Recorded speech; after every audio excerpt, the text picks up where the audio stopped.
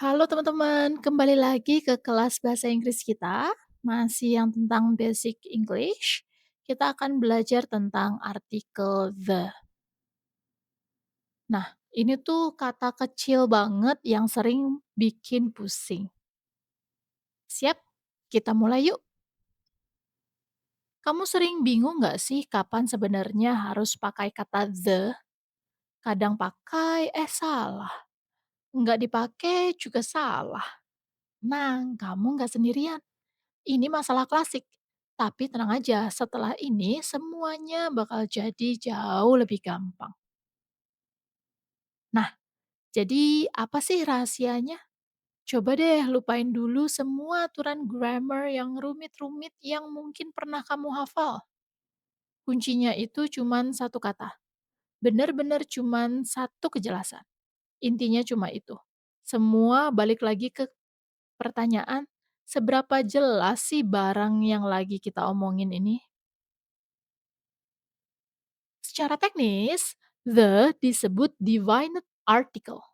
Kata definite itu artinya ya pasti atau jelas. Jadi gampangnya gini, kita pakai the kalau kita dan lawan bicara kita sama-sama udah tahu persis, udah ngeh benda mana, orang yang mana, atau tempat yang mana yang lagi kita omongin. Simple banget kan? Kata kuncinya jelas. Nah, ini nih cara mikirnya. Anggap aja pas kamu pakai kata the, kamu tuh kayak ngasih kode ke temen ngobrolmu. Kodenya bilang, kita berdua tahu kan maksudnya yang mana? Jadi, ini bukan cuman soal nunjukin itu, tapi soal kita berdua udah sepaham, udah tahu yang mana. Kuncinya di situ, pemahaman bersama.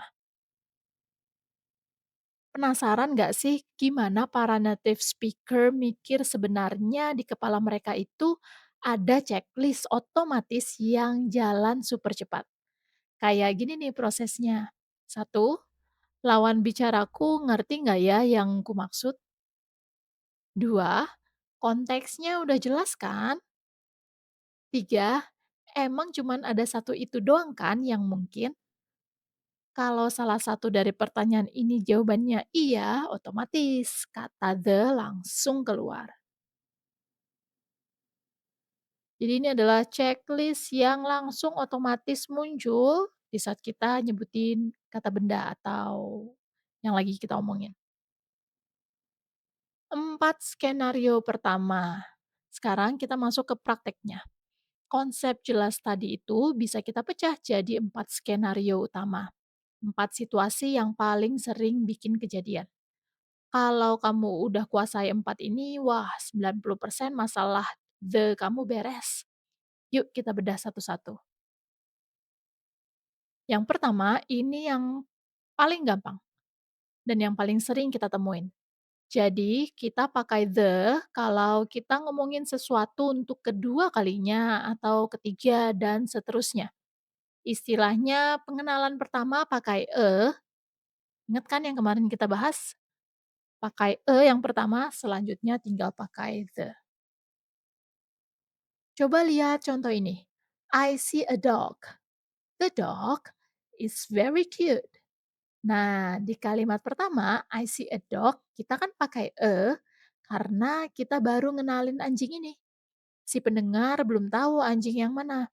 Tapi pas di kalimat kedua, kita bilangnya the dog. Karena sekarang udah jelas anjingnya yang mana. Ya, anjing yang barusan kita omongin itu. Oke, yang kedua, kadang sesuatu itu jadi jelas bukan karena udah disebutin, tapi ya karena situasi di sekitar kita konteksnya gitu loh. Lingkungan, tempat kita ngobrol itu bikin semuanya jadi terang benderang tanpa perlu dijelasin lagi. Coba bayangin kamu lagi di kamar sama temanmu. Terus kamu bilang, tolong tutupin pintunya dong. Atau close the door please. Nah, kamu nggak perlu kan nunjuk-nunjuk atau menjelaskan pintu yang itu tuh, yang dari kayu itu tuh, nggak perlu kan? Kenapa? Ya, karena di ruangan itu kemungkinan besar pintunya cuma satu dan jelas banget pintu mana yang dimaksud. Situasinya udah bikin jelas. Disitulah kita pakai kata the. Nah, skenario yang ketiga ini gampang banget. Kita pakai the buat hal-hal yang memang cuman ada satu-satunya di dunia. Unik, nggak ada duanya. Jadi ya udah pasti jelas.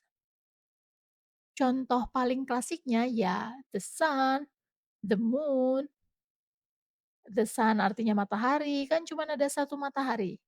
Lalu the moon ya cuma ada satu bulan di langit. Atau the president dari sebuah negara. Di satu waktu kan presidennya cuma ada satu.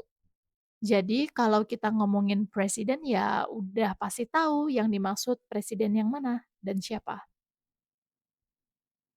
Dan yang terakhir, nomor 4 ini soal pengetahuan bersama atau memori bareng. Sesuatu bisa jadi jelas karena kamu dan lawan bicaramu punya pengalaman yang sama soal itu. Kayak inside joke, tapi buat benda atau tempat. Misalnya nih, kamu ngomong ke temanmu, ingat kafe yang kita datangin minggu lalu nggak? Atau remember the cafe we went to last week? Kamu nggak perlu sebutin nama kafenya kan? Kenapa? Karena kata the cafe itu udah cukup. Kalian berdua punya memori yang sama tentang kafe itu. Jadi ya udah jelas banget kafe mana yang dimaksud. Mantap. 4 pilar utamanya udah kita kuasain. Sekarang, ayo kita lihat sedikit aturan tambahan yang kadang suka ngejebak. Terus kita simpulkan semuanya jadi satu checklist praktis yang bisa kamu pakai. Nah, ini dia nih salah satu kunci paling penting. Bedanya umum dan spesifik. Gini aturannya. Kalau ngomongin sesuatu secara umum, jangan pakai kata the. Contoh, I like cats. Itu artinya saya suka kucing. Ya, kucing di seluruh dunia, semua kucing yang ada di dunia, kucing yang secara general. Tapi kalau saya bilang, "I like the cats in my house." Nah, ini jadi spesifik. Artinya, saya cuman lagi ngomongin kucing-kucing tertentu yang ada di rumah saya aja. Jadi kalau ini I like cats secara general aku memang suka kucing, kucing-kucing di dunia, semua kucing, atau I like the cats in my house. Kita lagi ngomongin kucing yang ada di rumahku aja. Jelas kan bedanya?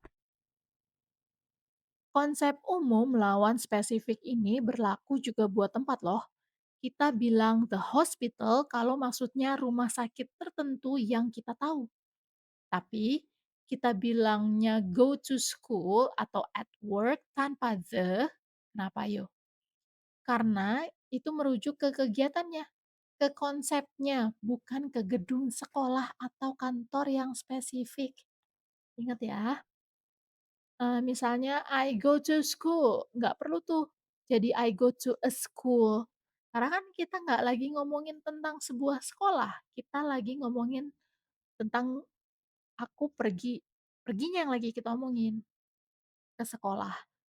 Atau, I am at work, bukan tentang sebuah kerjaannya atau sebuah kantornya, tapi kita lagi ngejelasin konsepnya kalau aku lagi di kantor. Ingat ya, pakai the itu hanya untuk kata benda, bukan konsep. Oke, kita hampir sampai di akhir. Jadi, gimana caranya biar semua ini nempel di kepala dan kepake pas ngobrol? Kuncinya satu, biasain diri buat nanya ke diri sendiri, ciptain semacam refleks atau checklist mental gitu. Ini dia nih checklist andalan kamu. Tiap kali mau ngomong, coba tanya dalam hati. Cepet aja. Lawan bicaraku tahu nggak yang mana? Udah disebutin belum tadi?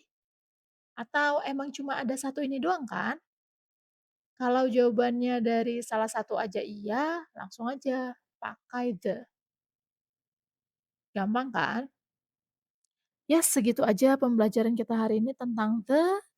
Jangan lupa selalu dipraktekkan, pakai checklist pribadi, ini udah jelas belum, barangnya cuman satu enggak, kita udah tahu belum, yang mana, atau yang terakhir ini umum atau spesifik. Kita lagi ngomongin tentang tempatnya atau kata bendanya, atau kita lagi ngomongin konsep. Kalau konsep jangan pakai the ya. Oke, thank you so much for your attention and see you at the next class. Sampai jumpa di kelas selanjutnya and have a good day. Bye bye.